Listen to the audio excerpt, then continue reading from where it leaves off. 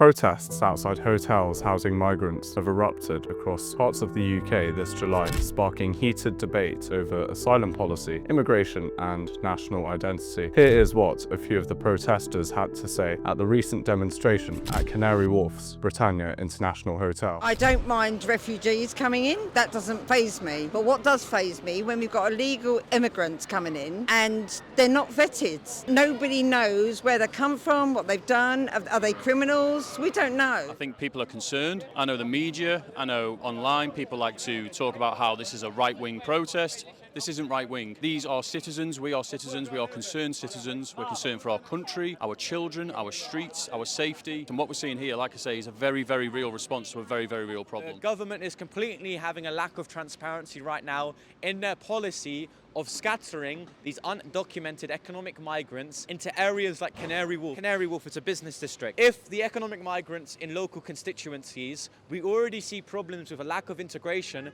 how well are they going to interact on a weekday in Canary Wharf when there's no one here? What do you think they're going to do? They're going to do nothing. They're just going to increase the crimes of antisocial behaviour within Canary Wharf. With Keir Starmer's Labour government just 1 year into power, the question is simple. What do these protests mean for Labour's direction, its credibility, and its future? To understand the protests, we need to rewind. In the years leading up to Labour's 2024 general election win, we did it!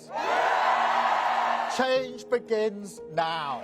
And it feels good. The Conservative government failed to manage small boat crossing, rising asylum backlogs, and a controversial hotel housing system that cost over £8 million per day. Labour, led by Keir Starmer, campaigned on a promise to end the hotel use and fix the asylum chaos. 1 year later, hundreds of migrants are still being housed in temporary hotel accommodation, and both the left and right are now protesting. On one side are right-wing and local residents groups, angry about what they see as a lack of control over migration and poor consultation over housing decisions. These groups argue hotels are being used indefinitely, straining local services and community cohesion. On the other side, pro-migrant campaigners are protesting against the very same policy, but for different reasons. They say the continued use of hotels is inhumane, isolating, and fails to deliver on Labour's promise to treat migrants with dignity. In short, Starmer is being squeezed from both sides. For Starmer, this is more than a policy issue. It's a political test. Labour positioned itself as competent, pragmatic, and values-driven. But these protests highlight growing perception that Labour's asylum approach is modelled. The government has pledged to phase out hotels by expanding alternative accommodation, such as converted barracks and purpose-built reception centres. However, delays, local opposition, and legal challenges have slowed progress. Meanwhile, right-wing media outlets are already framing Labour as soft on migration, while some Labour MPs, particularly from the left, are calling for a more humane community-led solution. Starmer's challenge is threading a nearly impossible needle, being firm enough to satisfy swing voters, while remaining fair